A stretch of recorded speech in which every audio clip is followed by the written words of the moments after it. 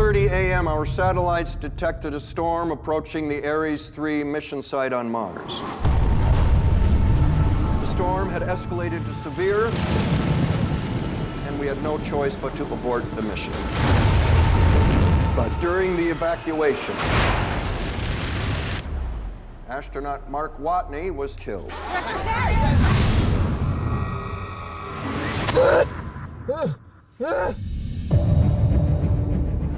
How did this come to you? My understanding is that this is a project that came to you as something that you would both write and perhaps even direct. Yeah, Aditya Sood, a great producer, found this book when it was still an ebook. Essentially, Andy Weir was writing a chapter a month over the course of 3 years and still working as a computer programmer.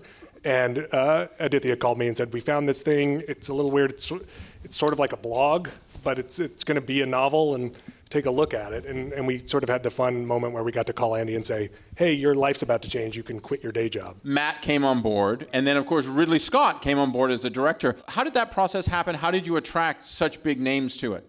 Yeah, I mean, really, it comes down to the book. I mean, the book is just so good that it had this gravitational pull that sort of brought all of us towards it. No pun intended. No pun intended. And then you have this amazing cast. You have Matt on Mars in your book. Tell people. Sean Bean, who I think is often underestimated and amazing in this. Jeff Daniels is in it. Jessica Chastain. Kristen Wiig, Jessica. I mean, it's amazing cast. A cast that one or two of them would hold a movie themselves, and they're all in this. Yeah, I mean, I think it's a credit to our great director. You know, when you have Ridley, people want to work with Rid, including myself. I mean, it's just wonderful. So he gets a top level cast. What kind of tough choices did you have to make in taking a 350-page book into a film? It was pretty challenging because so much of the book is just first-person diary entries from a guy who has no one to talk to. So you had to sort of find a way to get that across and put it in narrative form. That was the challenge. But the truth was, I just loved the book. I loved the science. I loved the humor of it. And I said I went in and said to Fox, don't